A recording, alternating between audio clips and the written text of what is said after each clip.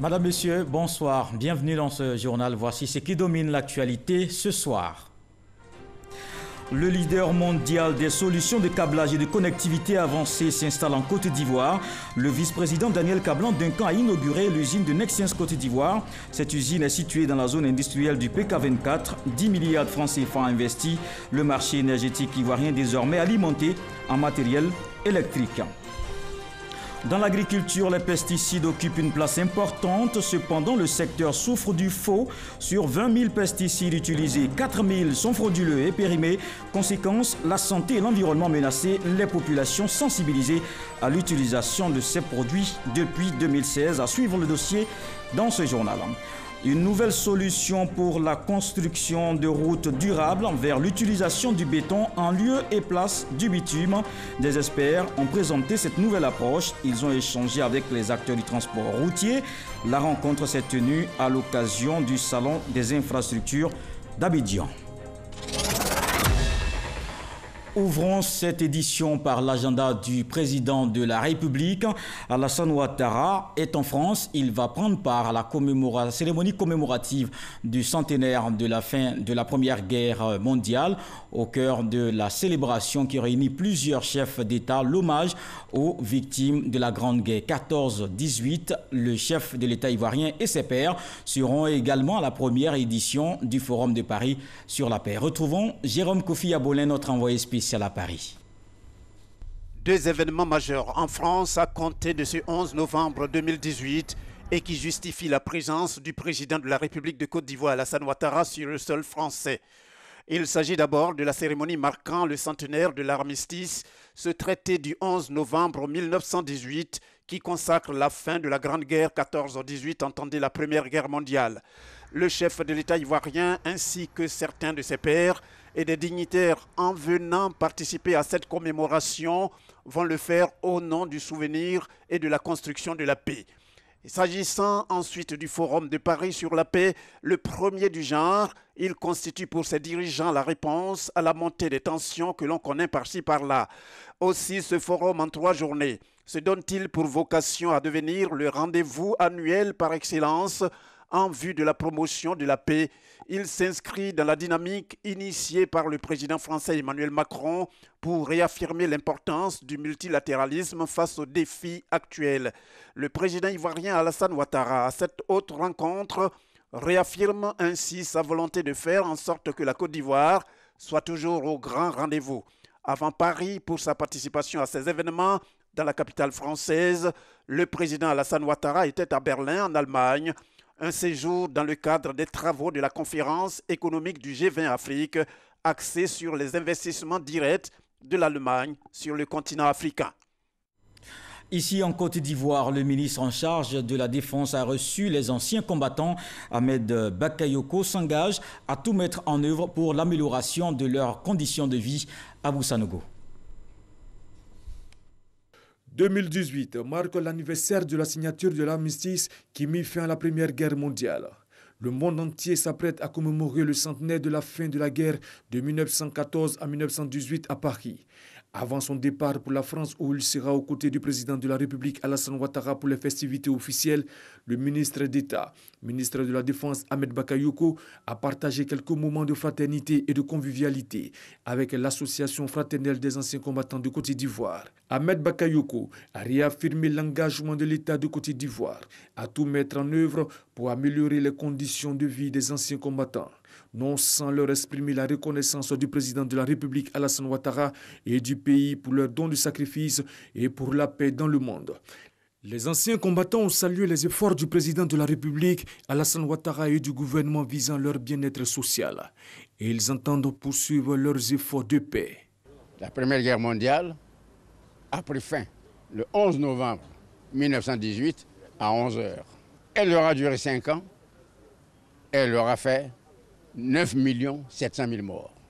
Un événement de telle ampleur se doit de dépasser la commémoration, mais ça doit être la fête. Les anciens combattants que nous sommes devenus aujourd'hui des hommes de paix. Pour avoir vu sur les différents champs de bataille ces horreurs qu'il ne faut plus jamais recommencer. Tout homme libre aujourd'hui sur cette terre doit sa liberté aux anciens combattants. 18 790 Ivoiriens ont participé à ce conflit mondial, dont 3 467 décédés et 763 portés disparus. L'Association fraternelle des anciens combattants de Côte d'Ivoire compte à ce jour 1002 membres, dont 800 sont bien portants. Le plus ancien a 97 ans. Développons à présent le premier titre de ce journal. Nexens s'installe en Côte d'Ivoire. Le vice-président Daniel Kablan-Duncan a inauguré la première usine du groupe.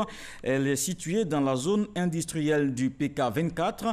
Cette usine va permettre d'alimenter le marché énergétique ivoirien en matériel électrique. Un investissement de plus de 10 milliards de francs CFA, une centaine d'emplois créés. Mahama Traoré.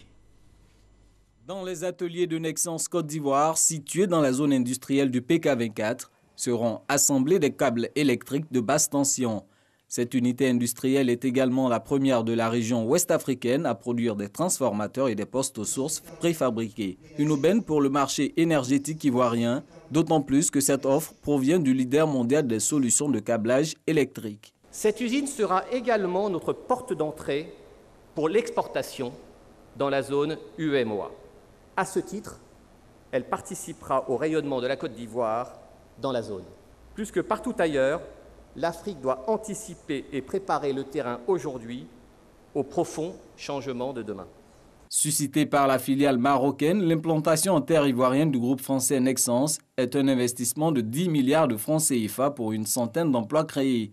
C'est aussi le fruit de la politique industrielle de l'État, marquée par l'aménagement des zones industrielles sur l'étendue du territoire.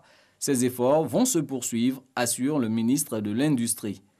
Les études sont en cours pour le développement d'autres zones industrielles à Yamoussoukro, à Bonois, à San Pedro et à Boisseau. Finalisons actuellement les termes contractuels avec un opérateur à maîtrise d'ouvrage public pour le lancement des travaux d'aménagement au cours du premier trimestre 2019 de 127 hectares et poursuivons également des négociations avec Afreximbank pour l'aménagement de 112 hectares.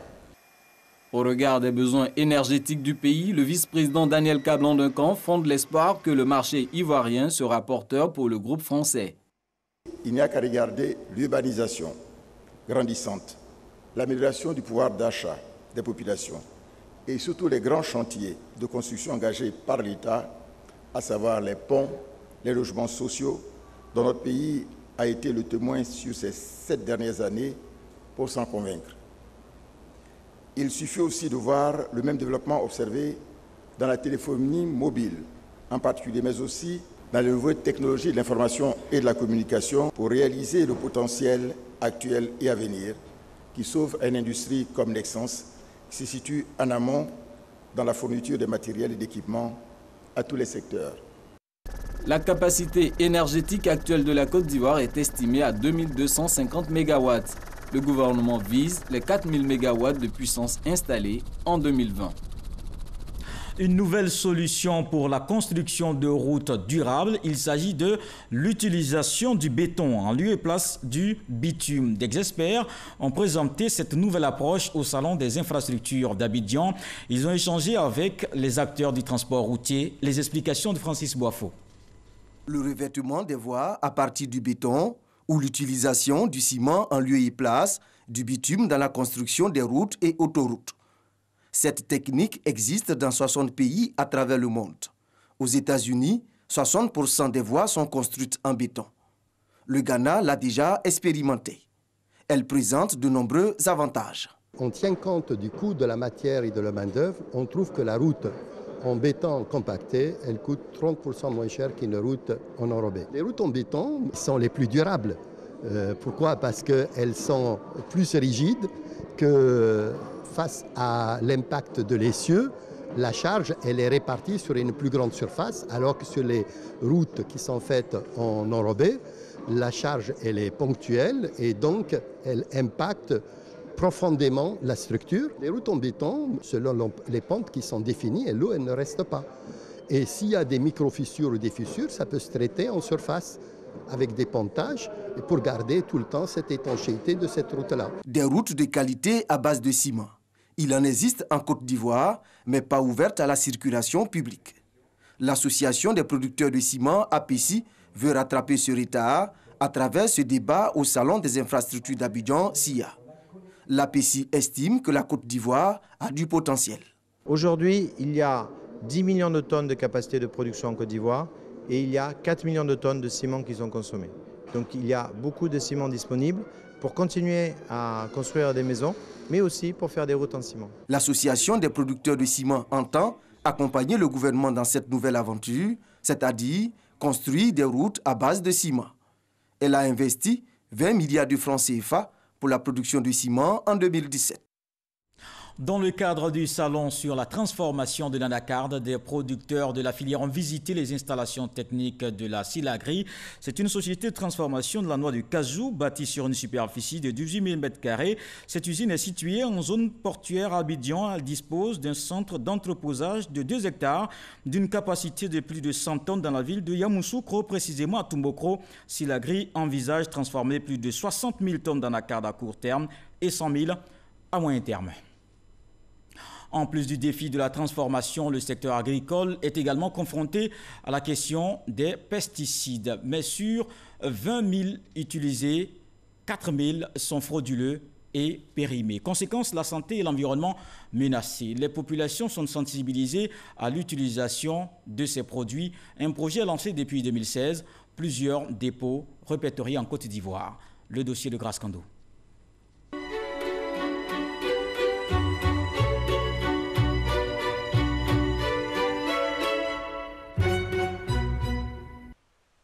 La Côte d'Ivoire utilise chaque année 20 000 tonnes de pesticides.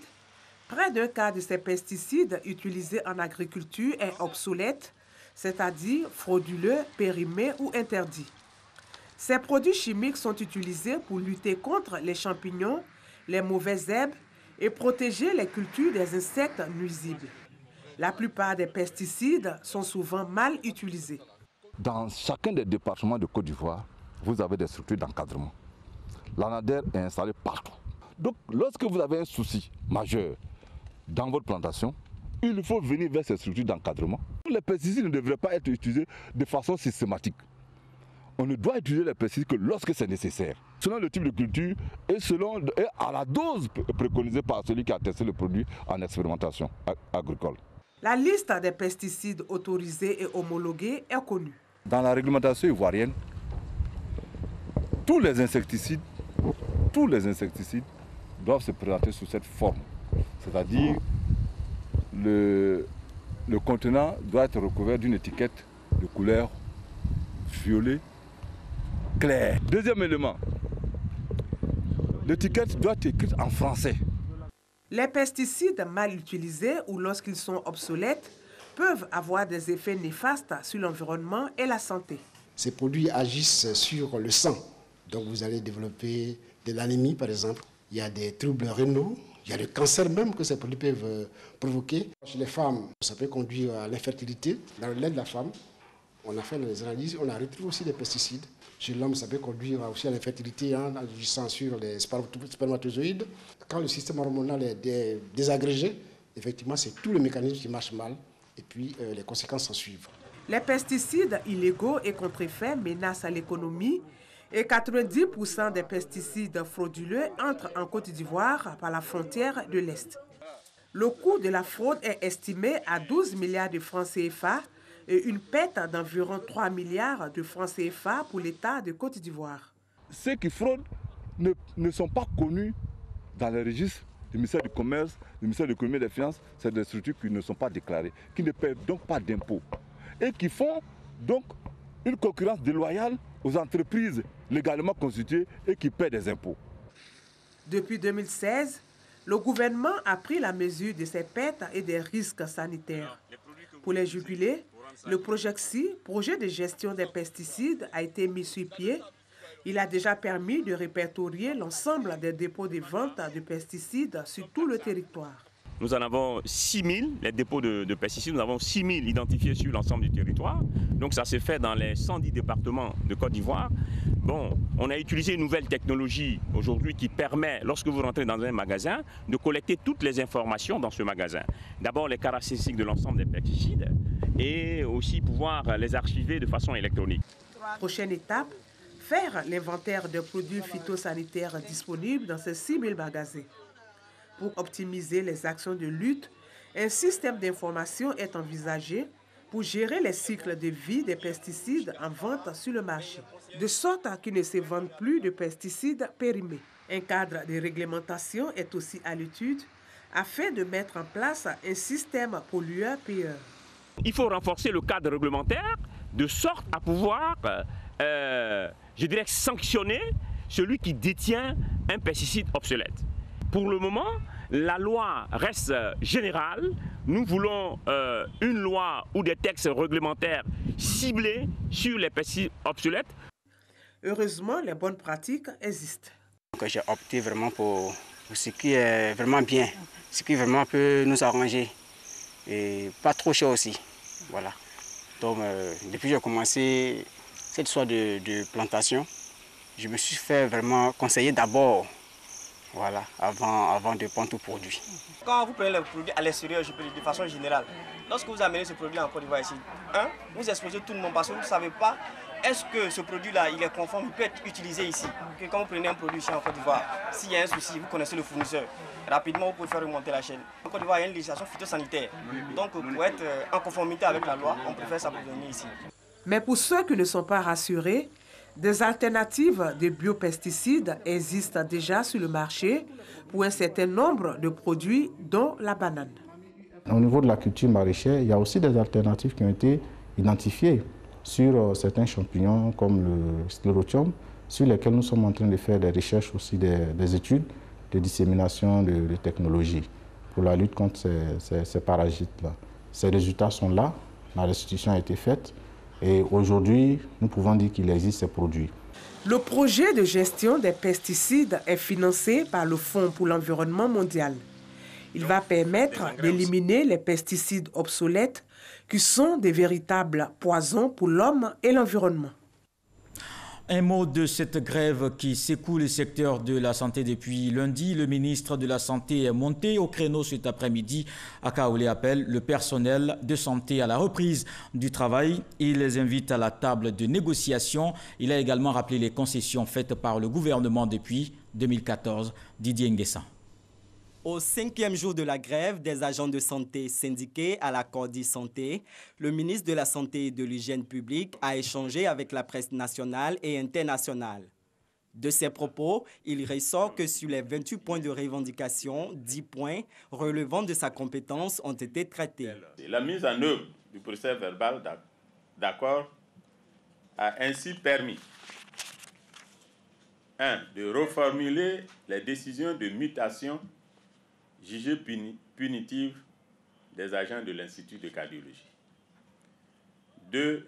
D'intégrer et d'annuler les décisions de mutation des infirmiers et des sages-femmes intervenues dans le cadre de la grève de janvier à avril 2017.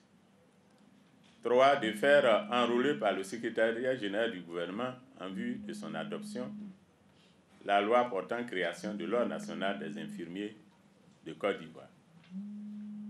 4. D'ouvrir le concours professionnel des ingénieurs de services de santé. 5. D'ouvrir le concours professionnel d'intégration de 587 infirmiers, infirmières et sages-femmes. 6. D'ouvrir le concours professionnel exceptionnel d'intégration de 1700 aides-soignantes dans le nouvel emploi auxiliaire de santé. Et 7. D'intégrer 6 ex-déflatés de la santé au CHI de Trècheville. Pour le premier responsable de la santé, les points de revendication d'ordre financier, notamment la revalorisation de la situation indiciaire, sont soumis au ministère de l'Économie et des Finances qui en a la compétence. Le ministre condamne les violences sur les agents de santé non grévistes et appelle à la reprise du dialogue. Débuté le 5 novembre dernier, les 5 jours de grève entamés par le syndicat Cordi Santé prennent fin ce vendredi 9 novembre. Restons toujours avec Didier Nguessan, direction Agboville, les ménages sensibilisés sur la démoustication. Ce ménage reçoit les agents de l'Institut national de l'hygiène publique. Vous voyez la bête qui bouge là? Vous voyez? Ça, ce sont les enfants des moustiques.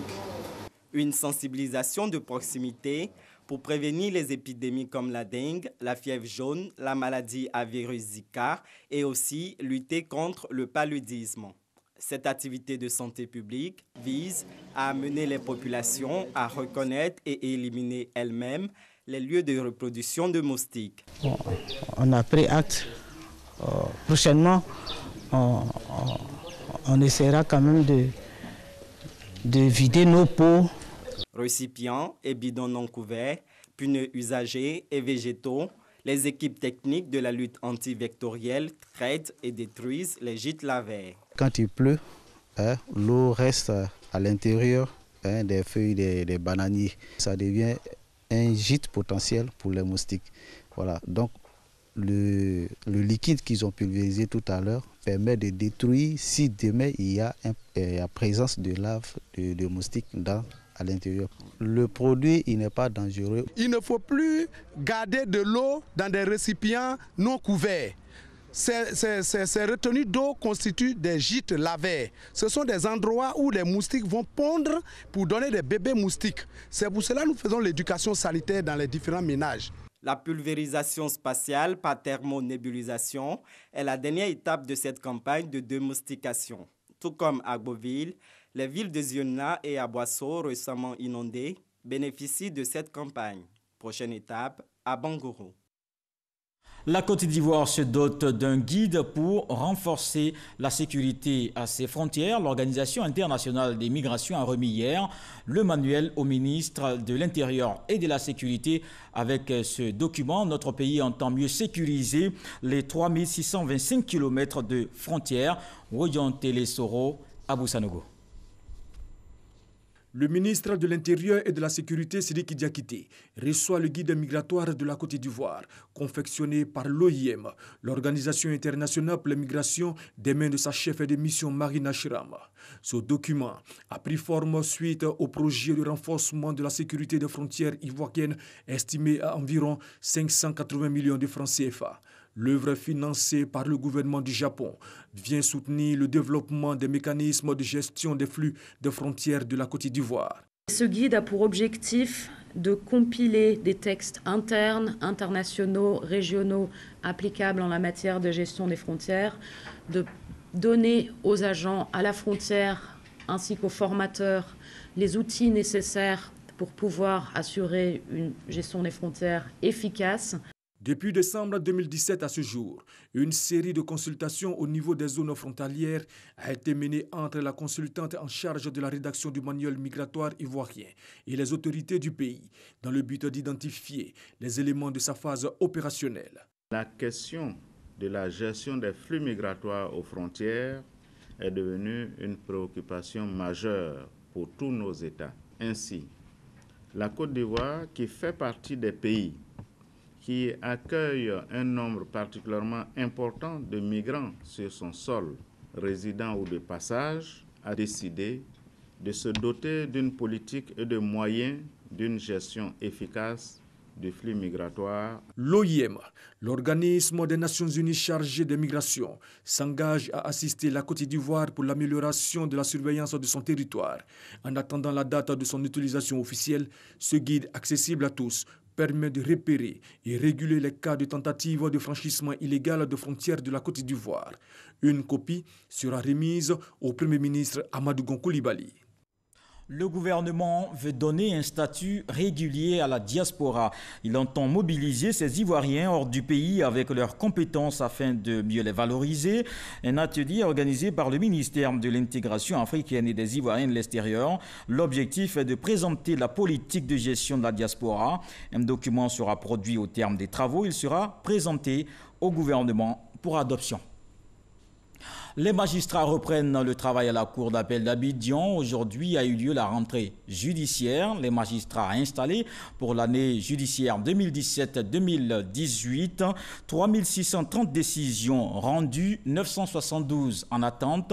On fait le point avec Issa Tionaïo. Après 2 mois de vacances judiciaires, l'heure est à la reprise à la Cour d'appel d'Abidjan. Une rentrée solennelle effectuée ce vendredi, synonyme de reprise de l'ensemble des activités au sein de la juridiction. Un bilan de l'année judiciaire précédente dressé fait état de 3630 décisions rendues et 972 en attente. Occasion pour le président de la Cour d'appel d'Abidjan d'exhorter les magistrats à être des hommes intègres. C'est avec joie que la Cour d'appel d'Abidjan vous accueille officiellement ce matin. Elle est particulièrement heureuse du renfort que vous constituez afin de venir à bout des dossiers dont le nombre s'accroît d'année en année. C'est donc dire à quel point votre apport est précieux. Vous qui êtes, sans exception, des magistrats à l'expérience avérée. La Cour compte sur vous. Vous n'avez pas le droit de la décevoir. Quant au bâtonnier de l'ordre des avocats, il a mis à profit cette rentrée solennelle pour demander de faire de la justice une institution indépendante pour le bien-être des justiciables. Nous, avocats, magistrats, notaires, greffiers, huissiers et toutes les autres parties prenantes à l'œuvre de justice, avons une responsabilité historique.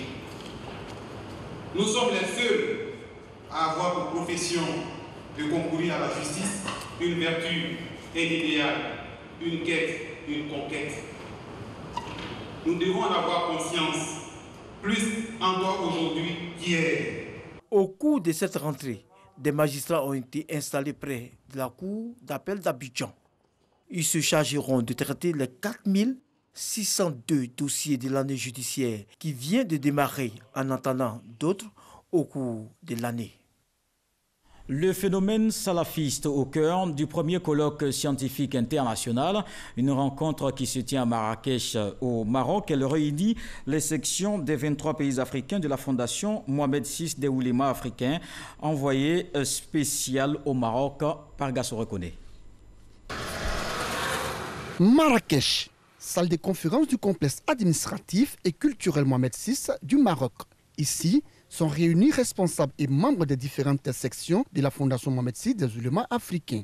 Leur présence, la première conférence scientifique internationale autour du thème « Phénomène salafiste, indications et conséquences », une initiative de la Fondation Mohamed VI des oulémas africains du Royaume du Maroc. Si ce salafisme veut dire revenir aux sources fondatrices de l'islam même, je crois que tous les musulmans le sentent, puisque ce sont ces sources mêmes qui sont les fondements de notre religion. Mais l'esprit de tolérance, l'esprit de quiété, l'esprit d'ouverture, l'esprit d'approcher l'autre comme il se doit et comme la religion l'impose, c'est aussi un des fondamentaux justement de cette thématique-là. À ce grand rendez-vous de la promotion des vraies valeurs de l'islam, la tolérance, la solidarité, l'amour, le pardon et la fraternité était présente la section de la Côte d'Ivoire. Si nous suivons le prophète Mohammed sallallahu alayhi wa sallam, et nous suivons ses compagnons, et nous suivons ceux qui ont suivi les compagnons, et si nous pratiquons comme l'islam a été pratiqué chez nous, et tant qu'on se réclame de cela, on est salafite. Mais le salafisme ne doit pas être synonyme de la violence, de l'exclusion. Cette première conférence scientifique internationale sur le salafisme fait suite à la deuxième session ordinaire de la Fondation tenue dans la vieille ville historique d'Éphèse. Conférence à laquelle les oulémas des 32 pays d'Afrique et ceux venus des pays occidentaux ont pu, à travers une projection de films, découvrir l'historique et la création de la Fondation Mohamed VI des oulémas africains. Dans le reste de l'actualité, on va ce soir en Russie, au Yémen et en Australie. Ouvrons par l'Australie justement. Un homme armé de couteau a tué une personne et blessé 2 autres. Il a ensuite été abattu par la police. Olivier Irebi et Abou Sanogo.